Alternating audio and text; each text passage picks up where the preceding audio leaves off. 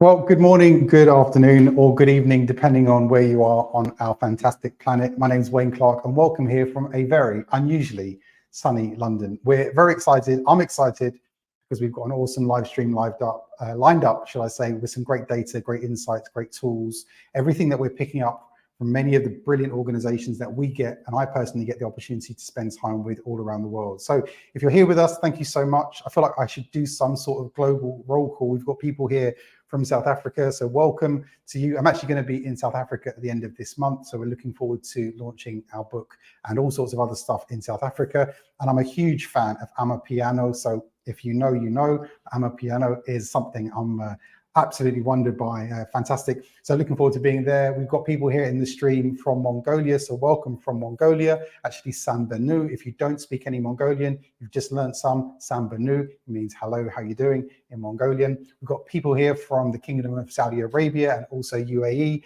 This is a very, very special day, of course. So Eid Mubarak for everyone celebrating Eid today. Assalamu alaikum. Awesome to have you here in the live stream. And of course, all of us up here from Europe. I'm not going to attempt to do many different European languages, but we're here. So welcome to the stream. This is something that we try and do on a regular basis as much as we possibly can. We've been doing these actually over the last 4 weeks, and we're planning to do them every 7 to 10 days. There's something that are quite relaxed as an environment. As we often say, this is business casual is only needed for this. And this is a relaxed environment where we can share with you some of the insights and some of the research that we're picking up from organizations that we get to work with all around the world. We get so many insights from different leaders and corporations and teams. And especially, of course, we focus in on the role of the manager is our big thing. So if you're new to the live stream, this week's focus is very much laser focused on what do managers need. And this is a very, very interesting area where we've been, in a way, over the last few years, zeroing in on what does the manager actually need right now.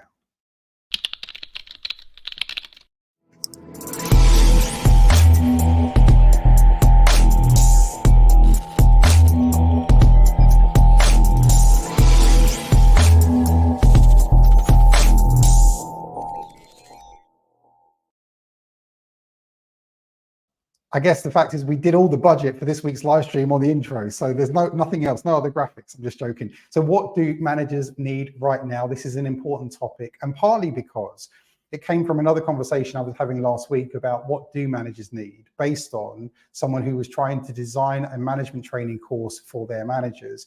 And in a way, it was so biased because what they thought the managers need, based on what we've seen, I was arguing against the fact that actually you don't have this right. I mean, I agree that there's a hunch, and of course, we've always got a gut feel. But I think what we've now got is the benefit of, I guess, 8 years worth of data and insights of looking at this management development space and understanding what managers actually need from their perspective. So this stream is all about what do managers need. And we've got some very interesting data, actually some world exclusive data I wanted to share with you as we go through this, as well as we're going to do a few giveaways as well. So we've got a book called actually, I'll share the book. It's called How to Become a World-Class Manager, funnily enough, because that's what we're focused on. But we're going to give away a copy of the book as well. So all you've got to do to qualify, to win a copy of the book, is submit a great question. What we want is as much interaction, questions, thoughts as possible as we go through this. I've got some of the team also live in the chat. We're on different platforms. We're on Facebook, we're on YouTube, we're on Instagram, we're on LinkedIn, which is the primary audience, of course, here on LinkedIn, and also on web stream. So whichever way you've arrived at us, if you've got some questions, I'm sure there's a functionality in whatever platform you're using, please share that with us, and we'll try and get to some of those questions as we go through the stream as well. So we've got a copy of the book on offer for free, and also a copy of, or actually a license to our World-Class Manager course. So everything I'm going to share with you is based on our insights and data we pick up from working with managers all around the world. You may have been through the World-Class Manager course. If so, awesome. And you'll understand, I guess, the structure and the content much more. If you've not been through the World-Class Manager course, well, of course, this is an education into how the whole thing works, and also primarily looking at the data. Now, I like to start with an intent. We talk a lot in our program about great meetings, and one of our core beliefs is that a great meeting should start with an intent. And the intent of this live stream, as far as I'm concerned anyway, is to be able to share with you as much as possible in the next sort of 30, 40 minutes, to be able to help you to build a really robust business case for change in your organization. It may be that you've had a focus on management development, which has worked, and you want to refresh it. It may be that you've not done much, but you kind of feel you should do. Or it might be the fact that you've actually got something in place that you feel works amazingly well, and in which case we'd love to learn from you about some of your insights. As we often find out in our work all around the world in this area, and as certainly I've heard people say, and I think if I hear people say this, I want to run a mile, there is no definitive view of what great management development looks like. There are things that work, there are some things that don't work, everything changes all the time. And I think if anyone is sort of touting that they've got this sort of bulletproof view of what managers need in terms of a solid structure that is irrefutable and doesn't change, it's an absolute lie. So what we've done over the last 7 to 8 years, based on insights from all around the world, is constantly fine tune and look at what managers need. And it definitely shifts. It was very different than it was in 2019 than it was in 2020, as we all know, and it's constantly shifting and evolving and changing. Actually, one of the things I mentioned at the beginning is this music phenomenon, Amapiano, I can't even say the word, from South Africa. And this is something fascinating. This has taken sort of a deep house music and is doing something unbelievably innovative with it. And this is the thing, everything changes, everything moves. I guess our skill as being, great adaptive, agile business leaders is to change with the times and adapt and find out what people want now, because it always changes. So the objective of this, my intent is to share with you some really good insights, data that you can use, and some kind of bulletproof business case ideas and thoughts and structure based on what we found out from some of these great companies as well. So you may be approaching this from 2 different angles. As I said, we ran out of budget for graphics, but I'm joking because we've got more graphics to come. So what we've done is looked at sort of 2 key areas here. One is you may be approaching this from your individual point of view and saying that there are some things here in terms of understanding what you need and what your immediate team needs, where you want to focus in on. So we think this is going to be valuable for you. You may be approaching this from the organizational point of view, a more holistic view, and saying you've got a responsibility for developing a large swathe of managers across your organization. You may be a HR director, a chief people officer, a CEO, a CFO. You may be responsible for a large team or directorate or department. And actually, that building the line management capability would probably go a long way to solving many of the challenges that you've seen in the organization. And I think that's another interesting layer we're going to try and unravel as we go through the data over the next half an hour or so, is to look at some of these things where we may think it's one thing to begin with, but actually the data is telling us that maybe we should look in a different area and look at something else. I'll give you a quick example. A number of years ago, we went to a manufacturing company and we had like really angry staff feedback from a part of the factory about this particular manager. And I couldn't work out why, because every other manager we spoke to was pretty good. The manager we spoke to, who everyone was angry about, was also quite a nice person. And I couldn't quite figure out why people were so upset. It turns out, cut a long story short, that in this particular part of the factory, there was this long strip halogen lighting and it was flickering. So the big, huge bulbs hadn't been changed. So if you're coming to work, it's like being in a sort of disco for most of the day. And of course, if you have any other issues that are sort of triggered by that sort of flashing light, then also horrific. People have been asking the manager to change this strip lighting for months and had not changed it. So then the staff survey comes around. Imagine the questions in the staff survey. Does your manager care about you? No. Does your manager listen to you? No. And all of these issues that came out, we found the root cause was this strip lighting issue that never got solved by the manager. So at first thought, it felt like there was all of this angry feedback. And of course there was, but it all began with something very, very small that didn't get fixed. And it became a much bigger problem. Now it's about, I don't feel listened to, I don't feel valued, and all of the stuff that comes with not being listened to over a period of months. But it begins with simple thing, changing a bulb. So what I'm going to talk about when we look at some of these big areas is that there may be some huge, big, hairy issues that we might need to deal with. And it's also worthwhile doing some root cause analysis to try and understand where does that stuff come from. So as I've mentioned before in the last few minutes, I think, if you're new to us, our organization is called the World Class Manager Team, and I'm the front man of this awesome team. We're global, we work all around the world with different companies and also governments, helping to deal with this line management capability challenge on scale, en masse. We work with everyone from CEOs through to HR directors and chief people officers, kind of everywhere. And we've done this now over the last number of years across about 30 different countries. Our team is based here in the UK, in the Netherlands. We're going to be launching the World Class Manager Program formally there next month, actually, in Bahrain, in Turkey, in UAE, in Kingdom of Saudi Arabia, and also in Mongolia and many, many other places. So we get to learn constantly from what managers are telling us. Over 50,000 managers have now been through our course. And as you can imagine, we're starting to see huge patterns when it comes to looking at that data. You'd argue I'd be an absolute fool to be able to not see some of those patterns emerge by this point. And it's something that we spent a lot of time looking at, analyzing in the preparation to run these live streams, which is why we try to do them as frequently as we can, but they do take quite a lot of prep, is we really like to drill into some of the latest research and findings. Everything that I'm sharing with you today is a world exclusive. We've never shared this before. It's actually so fresh it didn't even make the book, because the book's a year old. It came out last March. So some of this stuff is really fresh and new for us. So we're really excited to share this with you as well. Now, quick thing. Last week, I ran a poll on LinkedIn. If you're connected to me on LinkedIn, you'll know I'm an avid pollster. Some stuff really serious, some stuff really not serious at all, and probably shouldn't be on LinkedIn, but there you go, life's life. And we've got to have some fun, haven't we? But the poll I ran last week was asking a question based on the top 3 things that we found out from managers. And I'm really excited because this is like the beautiful confirmatory analysis moment, because what we've done is across the 50,000 managers that we've analyzed in terms of the number of modules that they think in our program are the most important for them, the areas where they feel like this is the most important. And again, we've never shared this before, but I want to share this with you. I've identified the top 3 and also the bottom 3. And then what we did is I went to LinkedIn and we said, right, to the people, here are the top 3 things that people think are important, managers feel is important. Could we rank those in order? And amazingly, it confirmed exactly what we'd found out from 50,000 people. So you might want to take a snapshot of this, because again, the idea is helping you to build these robust business cases based on 8 years of deep work in this manager development space all around the world. We've realized that there's 27, but there are 24 things here that we focus on in our World Class Manager course. Again, as I said at the beginning, this is not an exhaustive program. Of course, nothing is in the world, doesn't exist, but there are things here that we've learned based on real demonstrated practice that do seem to matter. And as you can see, the top 3 areas in green are what we would call difficult conversations, managing conflict, and then what we call optimizing your time. The 3 lowest scoring areas are influencing for success, and I can explain what we mean by that, understanding the customer, which actually is quite interesting that came out as the lowest area, but we'll talk a bit more about that maybe later if we've got time. Maybe we'll put that onto the next live stream.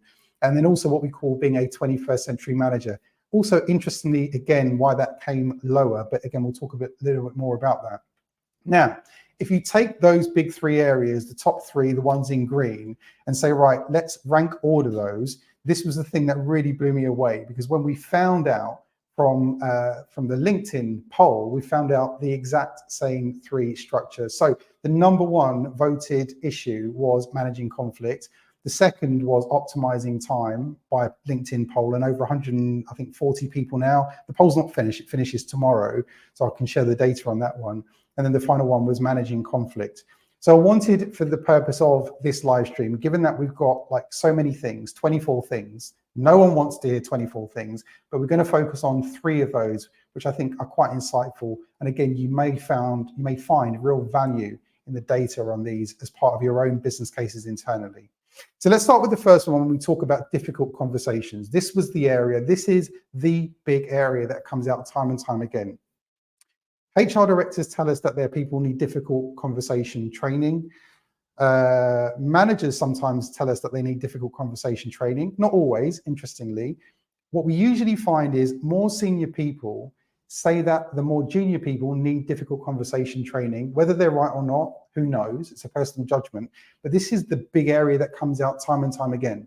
And I want to try and not dispel this, because I do think it's important. We wouldn't have concentrated on it in our course if we didn't think it was important, but just as an alternative view here. And I want to look at 2 very different organizations. These are very real companies. I'm not going to share the exact name of the companies because I think that's unfair for them. Not unfair for the one that does really well, but I don't want to embarrass them too much. So let's talk about 2 different organizations, because this is quite intricate HR related confidential data for them. So which is why I don't want to expose the organizations. Organization A, let's call them that. They've got about 3,500 people in the organization. They're global. They're split across a number of different countries. Organization B are a slightly larger organization, about 8,000 people, so slightly more than double the population of the other organization. And I want to talk about these two different companies just for a moment on this difficult conversations area. And then I want to talk about this data. So organization A has regular 12-week one-to-ones. Nearly every single employee in this organization goes through a regular one-to-one with their line manager, which is focused around some really deep, caring questions. You could argue like every 3 months, there's this group cathartic exercise where everyone across the organization gets to, in a way, unburden themselves of stuff that's going on for them, right? It could be something that's really super, super local, personal, like I can't afford to pay my gas bill this month. You know, we've got a rate of inflation and a cost of living crisis kind of everywhere around the world. This isn't unique, certainly, to the UK. It's everywhere, always, it seems to be. So I may have some real deep personal finance issues and some stuff going on at home, right? All the way through to I'm concerned about, you know, the macroeconomic conditions that's affecting the planet and so on. So it could be micro, could be super macro. I like the words micro and macro. I'm a trained economist by training, so I like those words. I try and stay away from it. Business jargon. But we like looking at those two different areas, super personal and kind of in a way super global. When it comes to this particular organization, every 12 weeks, they're having these conversations to get people to free themselves of this stuff. Now, interestingly, if you look at how many grievances are raised in this organization, it's pretty much zero. How many times do they find themselves in courtroom tribunals? Kind of zero. How many times do they find themselves in employee relations issues? Kind of zero. It's fascinating. And the really interesting thing about this organization is people out there are doing what you would traditionally call blue collar work, right? This is quite a tough environment for many people in this company. That's organization A. Organization B, let's say they're double the size of this organization. They've got an entire team that are devoted to handling courtroom cases, employee tribunal issues, employee relations people. I mean, it's remarkable. The fascinating thing, though, is you look at that organization and say, right, how often have you had a great one-to-one with your line manager? People sort of look at you, huh? What? What's a one-to-one? What are you talking about? How often did you have a great one-to-one with the line manager? They're not having these regular conversations. So I'm not saying that this is necessarily the cause, is the solution. I think it does go a long way to this. If you look at two very different poles apart organizations in terms of organizational culture, one organization has regular conversations that gets to deal with the small stuff, the flicking light on a regular basis. The other organization doesn't have regular conversations, maybe once or twice a year at best, even if they have them. They're not dealing with the flicking light and it's becoming a mass problem.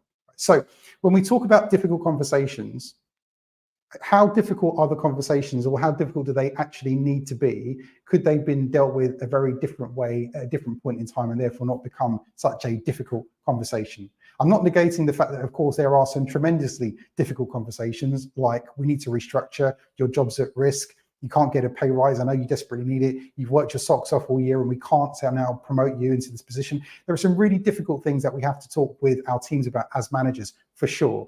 But there is also another interesting area where we can probably look at doing things a bit differently.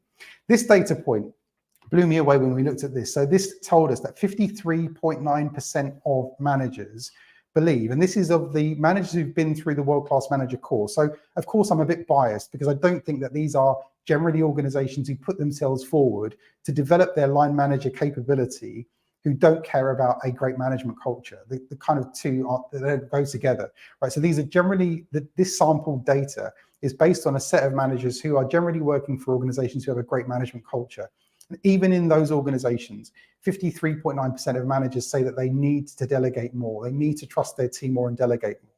So again, when it comes to this, how do we as managers start to be able to empower other people more to do things, build the skills of people, and therefore start to offload some of this workload?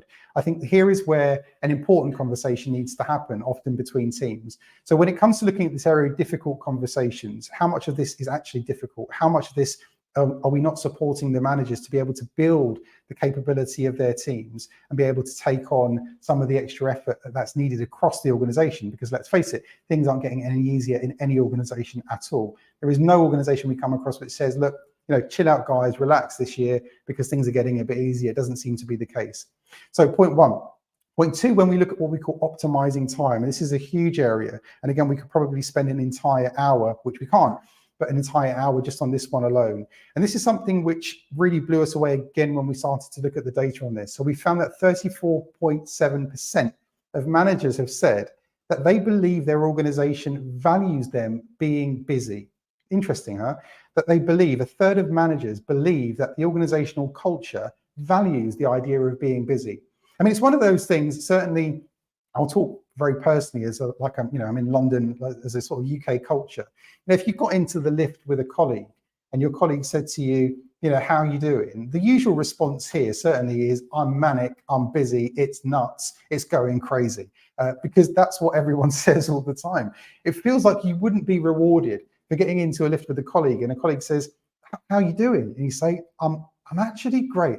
What I'm doing today is I'm taking the whole day out to just think about what's going on in the team and the organization. People would look at you like you're insane if you lost your mind. This isn't the case for many people.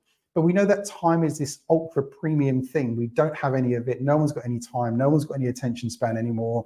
Not because the attention span is getting shorter. I think that seems to be false. It seems to be that the competing factions for our attention, of course, is getting much more ferocious. So when we think about this optimizing time issue, and this was the second sort of biggest issue that we've come across in our World-Class Manager course, of the 24 modules in our course, this is by far, I would argue, the most utilized and the most sort of positively reported on part of the program. Why? Because what we're aiming to do here is get you back some of your life, get you back some of your time. What you choose to do with that time, of course, is up to you, whether that's to deploy that in some more training and development activities, growing your career, chilling out, whatever you want to do with the time, of course, is up to us. But this is all about how do we help you to build in more time. And the target, again, in terms of this business case, the target I would ask you to think about is how can you help your managers to try and free anywhere between 10 to 20% of their week? And you may be listening to that and saying, Wayne, that's foolish, because how can we possibly spend, half a day to a day a week doing nothing other than being strategic or thinking about things that are going on in the organization, because we're so fundamentally busy? The truth is, in the immediate present, you probably can't, because your diary looks very busy and it will be busy for the next few weeks. But you probably can start to make a dent on that in the future. Let's say, where are we at? It's the 10th of April today. Let's say on the 10th of June, I would imagine your diary starts to look a little lighter. Could you start to plan in that time 3 months down the line and start to say, well, maybe we can keep that time sacrosanct and use it for something else?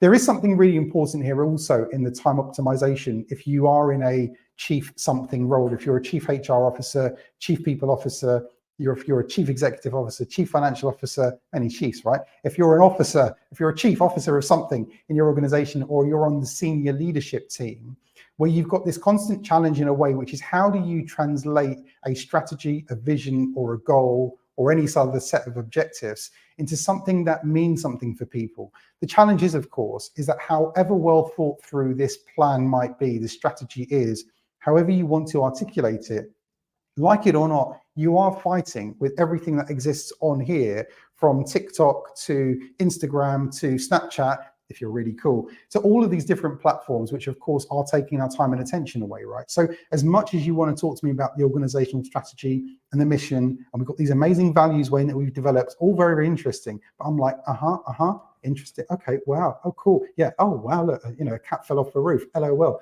Sorry, what were you saying? Strategy? What? We know this is a constant challenge of how do we get these messages through to people. Why? Because we don't have any space or time. Now, would it be a good idea to do that? Probably would be. Quick story on this one. I love a story, and every one of these stories is based on real events that happened in history. And this was a leadership team that we went to go up and see in Leeds, which is in the northeast of England, if you don't know the location. This was fascinating. Actually, it's one of the stories that we talk about in the book, which was of a manager of a group of 60 managers. And this particular manager had the highest scores of how the team felt about this particular manager. So in front of the managers, I asked this particular manager to maybe stand up and share some of the things that he's doing that works really well, which actually is a lousy question to ask. So if you're going to do this, don't ask that question. It's a bad question, because what I found is great managers generally don't see what they do as being great, right? It's just normal to them. So I asked him in front of everyone, could you tell us, why you're such a great manager? And he's like, don't know. Okay, maybe another question. So could you talk us through Monday to Friday, a week in the life of, what does a great week look like for you and your team? He said, well, interesting. He said, on Monday, I spend most of my time going around, say, run call center business. I spend most of my time going around the call center or contact center pods, talking to the team, finding out about how last week was and talking with them about the targets for this week. So one of the other managers put his hand up and said, so do you only work 4 days a week? And everyone else in the room laughed, right? And it was quite funny joke, but not very funny, because what the guy is doing is he is working 5 days a week, but he's spending 20% of his time deeply engaging with the team. Now, you may argue, but where's the evidence, Wayne? Give us some evidence here. I spoke to the CEO afterwards, who also was a great guy. And I said to him, on your measures of what you're measuring all of these managers against, whether that's call handling, stats, quality, sales, whatever you're measuring on, how does this guy perform against all of the other managers? And he said he beats every single manager on every single metric we can measure on, but he seems to spend 20% of his week deeply engaging with the team. Again, the other manager's response to this would be, I would love to do that if I just had the time. Now, I would suspect, and I don't know, I don't have the measurement, I would suspect he's not having very many difficult conversations, because it seems to be that the nature of the relationship between the manager and the team was just that much better than any part of the organization. And as we know in our personal lives, right, great relationships can bear a ton of stress. Bad relationships break real easy or can get fractious real fast, 0 to 100 real quick. So when it comes to looking at these relationships, there was something interesting there. But when it comes to looking at time, here was a guy who was investing 10 to 20% of his week in being able to optimize the performance of the team, and also had found the time to do that. Not always easy in the present, but definitely doable a bit more over the long run. And again, this is something interesting here as a culture. So again, only you can answer this question, or ask this question indeed, which is, what is that prevailing culture when it comes to how busy is being busy rewarded in the organization? And if so, could you stop being so busy, please, and being able to offer people the chance to stop doing things, stop going to things? There's actually a great article, and it's called Who's Got the Monkey? It was written in 1974 by Harvard Business Review. And interestingly, it's Harvard Business Review's second most downloaded article ever in publication history.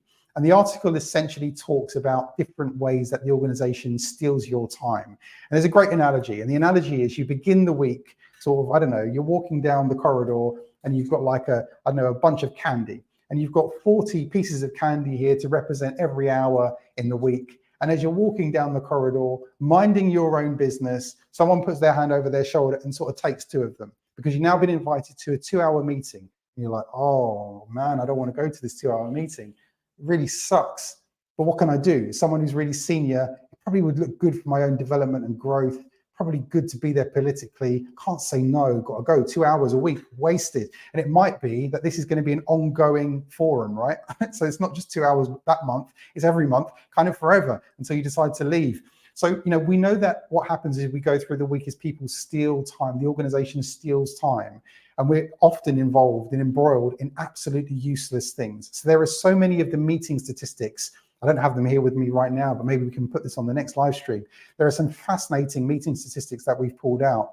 And again, what we're looking at is, so what? All very interesting, Wayne. What can we do about some of this stuff? So when it comes to looking at this, I would argue, take something super practical. Look at the last 3 months in the team's diary. Look at the next 3 months. What can we stop doing? What can we get rid of? What can we say no to? What can we just X out and never revisit again because it's just not working for us? And often what we don't do is we don't prune the organization on a regular basis. We don't sort of purge it of this absolute waste of time.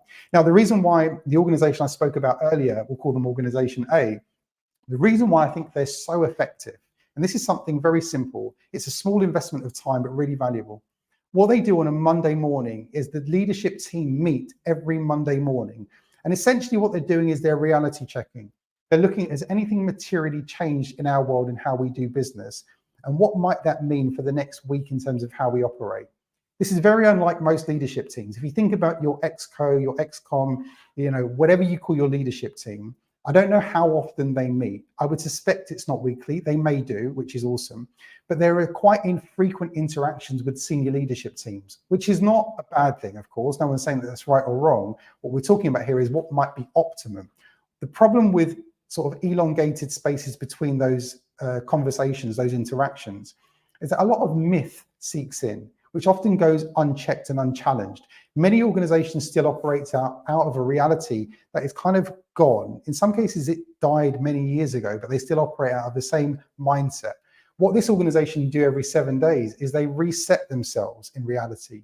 They check to see if these assumptions are still true. We met someone else quite senior from a large computer, actually from IBM. He told me the exact same thing that they were doing at IBM. They were having this conversation with the leadership team in technology. Has anything changed in the last 7 days that materially affects our business? And it's fascinating because, of course, in the world of tech, especially when you're in that level of advanced tech, everything changes real fast. And if you're not rechecking reality, of course, we're not looking at we're not operating out of the right frame of reference anymore. So again, when it comes to looking at this in mind, might this lead us to say there are things that we are doing which are not needed anymore because we've rebased ourselves in reality? What might we need to look at again? And then the third area, the third sort of statistic, which I think is a really compelling one, which again, for us is quite something when we looked at the data, which is 42.7% of managers said, huh? That's like a technical term, isn't it? What I mean is, when it comes to looking at this difficult area of managing conflicts, and let's sort of unpack this for a minute. When we talk about 42.7% of managers saying, huh, what we mean is that they don't understand what the goal of the organization is. 42.7% of managers, based on the 50,000 managers that we've surveyed, interviewed, polled in our program, do not understand the goals of the organization or the goal of the company. Think about that. So if you've got your top 100, and I don't think that this is limited to junior, frontline, first-line managers. I've worked with, and again, I'll keep these guys secret on this one because this is a huge global organization with hundreds of thousands of people. I got to spend some time with their top 100. Just a quick exercise. You might want to repeat this exercise. This is a practical how-to now, right? With the top 100. And what we asked them to do is we said, right, we're going to have the CEO with us today, and we're going to ask you to listen to the CEO. And we gave everyone this very simple little card. And on the card, it asked 2 questions. First question was, now you've understood or listened to the strategy from the CEO, what one thing can you do to make a difference, right? Easy question. Second question was, how are you going to make that materialize? So it wasn't good enough just to say, we need to improve communications. So what? Everyone says that. We say that on staff surveys all the time, nothing new, right? But what are you going to do? What were you going to suggest that we could do to move the needle personally as a top 100 leader? We get to the end of the session. I was quite excited as well. I saw people putting these cards in the boxes, and I take the box and I empty the box out on the table, and I'm sort of shaking the box, looking at the box. Of the top 100, now remember, these are the best 100 the organization have mustered together. They've used the 9-box grid. They've had all sorts of experts in to work out these are the best human beings. They were like, I don't know, reading by the age of 1. They've outperformed other human beings to the degree of 9, and we've got them. These are the best we've got, right? Of those top 100, how many do you think even bothered to fill out a card? 45. We've got 45 people, and we said maybe we've got 55 reflectors. Let's be seriously inclusive. Maybe we've got 55 people who just need time to think this through. Like, let's be fair. So we sent those 55 people an email and said, you didn't get an opportunity for whatever reason to fill out a card. Maybe you could respond on this email. We waited a few days. How many emails did we get back from those 55? We got 3 emails back. This is pretty conclusive. Right, so of the top 100, the best they've got, if you've ever seen the show The Apprentice, if you're in sort of UK or in the US, I'm sure it's aired in many different ways in other parts of the world. If you think about The Apprentice, it's like a group of like the 100 apprentice candidates. Like, they all smell fantastic. The suits were sharp, right? You could cut the atmosphere with a knife in terms of commerciality and the hunger to grow. Yet only 48 of those people were bothered to engage with the CEO in terms of understanding what the sort of strategy and the vision was, and wanted to give some more thought to it. So is it any surprise when we find out this number, 42.7% actually do not know what the goals of the organization are? When I paint this picture, the reason why I shared the story is because, remember, this isn't just any old 100 managers that you've polled and grabbed hold of. This is the top 100 people in the organization. So I would find actually it's more deafening, the silence, the lower by grade you go in any organization, the more that people don't know and don't understand what the goal is. And often then things get what? They get made up. Do many people's brains, do human beings' brains cope with ambiguity? We know that they don't. What we do in the gap of ambiguity is we make stuff up. And often what we do is we make stuff up for all sorts of other reasons, but often we do make stuff up and people drive based on those sort of false assumptions and myths actually that seem to exist. So what we found is we went to another big organization there, a large supermarket, and we found there that we saw the leadership team discussing the growth number for the organization over the next year, which made all sorts of sense. What we then found is the further we went down the chain of command in the organization by grade and geographical distance, the more abusive, actually, this is fascinating, the more abusive and angry managers became towards their staff. So much so that the organization had the highest bullying score we'd ever seen of any organization we'd measured when we looked at employee engagement. Why is that the case? Well, because the meaning and the context gets chopped away all the time, and what we're left with, not much, and people get sort of pummeled in terms of delivering on results. So when we look at what we call this managing conflict, is it because we've just got people at conflict? Are they going to work with this sort of intent that they're going to fall out with people and they're going to argue with people and they're going to be difficult and the difficult conversations are going to be required? Of course not. What happens is often we're very unclear about what the goal is, and therefore what we do is different priorities creep in all the time. One of my first bosses, I began at Arthur Andersen when I left university, and then as it became Deloitte, one of my first bosses gave me one of the best pieces of advice. So I'll share this with you, especially if you're junior in your management career. I think this was a wonderful piece of advice. One of the things he said was, as you go through the year, keep a diary or keep like a little folder on your email where you sort of save everything that happens successfully. And he said, the reason why that's important is because we're going to get back together in 6 months' time to have an appraisal. And what I'm going to do is I'm going to ask you for all of the successes that you've had against your objectives. If I can't demonstrate, or the both of us can't demonstrate that you've had successes against those objectives, then there is no case for promoting you or paying you more or all the other benefits that you get if you've hit this target, right? So the fascinating thing was, as I'd learned sort of in jobs in different organizations, is we sit together today, you're my line manager, we have this great one-to-one, it makes all sorts of sense, we have a plan, we've got these 4 or 5 objectives we're going to deliver on. Oh, this is great, I can see how I can really win this game. And then what happens on day 2 is, you know, I get hit by my manager or someone else comes to me with another request, and maybe I can't say no to those things. It snowballs, I get invited onto this project team. I'm very, very busy. I'm now one of the 30-odd% of managers saying that actually busyness is valued because it looks like I'm busy. It feels like the organization's rewarding me for this. This is going to go great. And now I get to sit down for that one-to-one. What have you delivered, Wayne? Well, I've done this and this and this. He said, well, that wasn't in your objectives. I said, yeah, I know, but this is the challenge, right? So when it comes to looking at this managing conflict, I think one of the greatest things that we can do proactively as managers, and this is why we focus on this so much in our program, is how do we help everyone in the organization to understand what the goal is and what all of this stuff means to people personally? How do we translate strategy, vision, mission, however you term it or design it or describe it, into something that really means something for people? I think it's one of the key challenges that we come across time and time again. And then if I could maybe dip into, in the interest of time, if I could just dip into the 4th area, which I wasn't planning to dip into, but if you can see over here on the scale, the 4th highest area is what we call the inspiring appraisal element of this.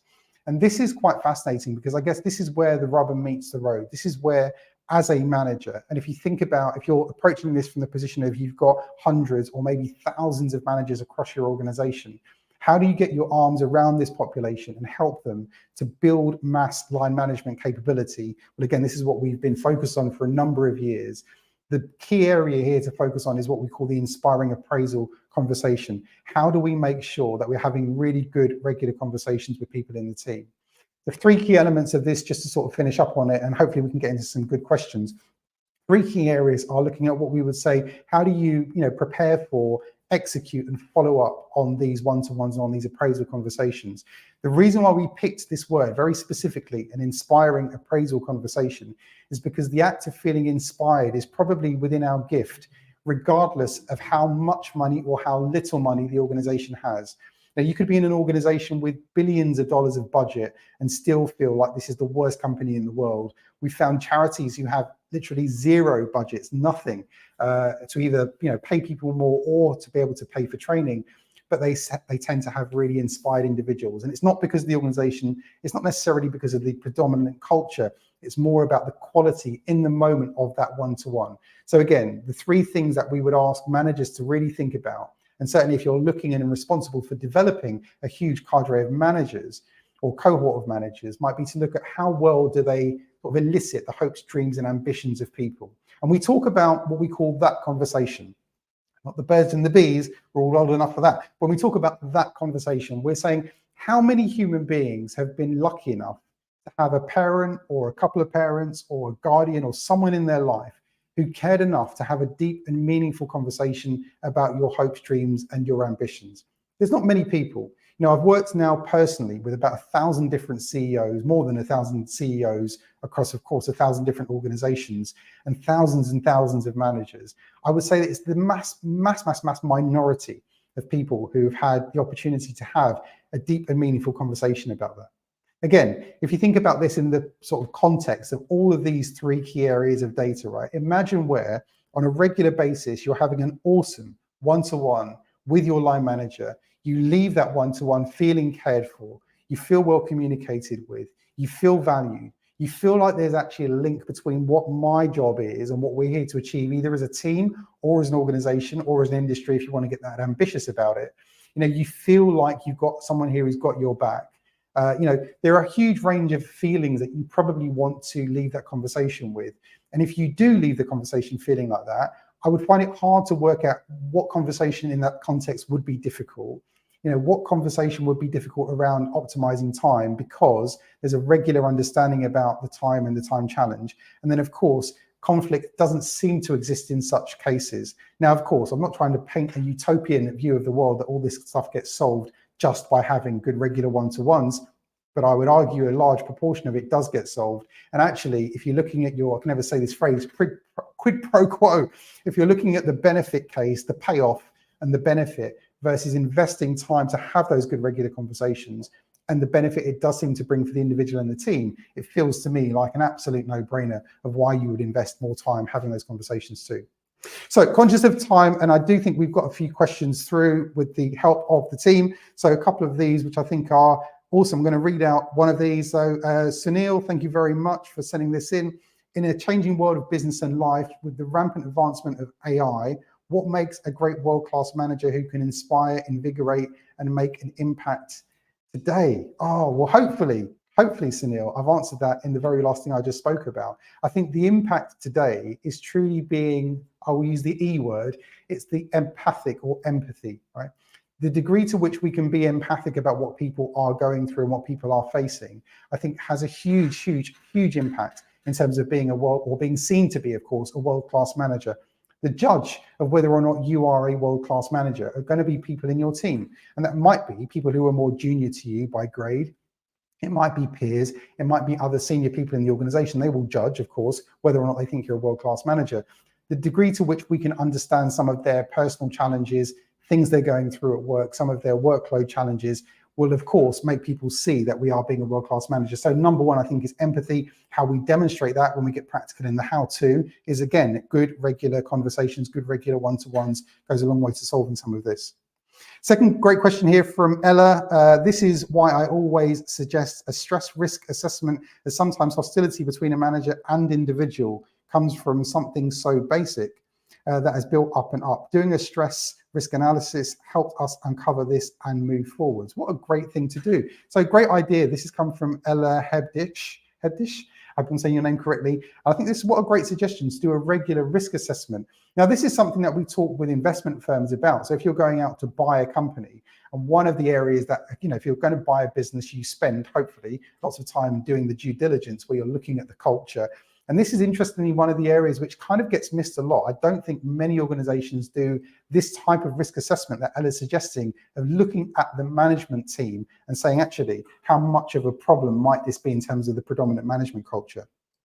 Another question from Bernard Ahmed. The nowadays challenge for any organization is employee engagement. I would absolutely agree. This tends to be something where, we've evolved into looking at this management development challenge from an employee engagement focus. So much so actually that many of the organizations we kept coming across kept saying to us that we want world-class managers. And I sat there for years sort of thinking about it, thinking, well, that makes sense, makes obvious sense. Of course, why wouldn't you want a world-class manager? To a certain point, then we said, well, actually, what is a world-class manager? So that was actually, to your point, that was the reason why we involved ourselves in finding out what world-class managers did. And of course, it became the World-Class Manager Program, but it came from looking at engagement. And then final one here, how do we get line managers to buy into what, great. How do we get line managers to buy into want to be a world-class manager and not assume it's the role of HR? What a fantastic killer question from Ella. I feel like a book is going to be making its way to Ella. This is a great question, right? Getting the buy-in. What we do when we created the World Class Manager course is each one of the modules, we split into 3 elements, right? The first part of the module, we focus on what we call it's essentially why bother? Why should I bother to invest my time and effort in this? Interestingly, I went up to go and see another company we work with now, which it didn't happen that easy. I'll explain the story. But we went to go and sit down with the CFO to pitch to them about our program World Class Manager and say, this is what it's about. His final question as part of the pitch to me was, Wayne, if we buy this program and we implement it in our company, what percentage of managers are going to complete the course? And I said about unaided, around 10 to 15% of managers. And he said, that is the worst pitch I've ever heard, right? And as the words left my mouth, I was thinking, that does sound like the worst pitch in the world. Bad idea, Wayne.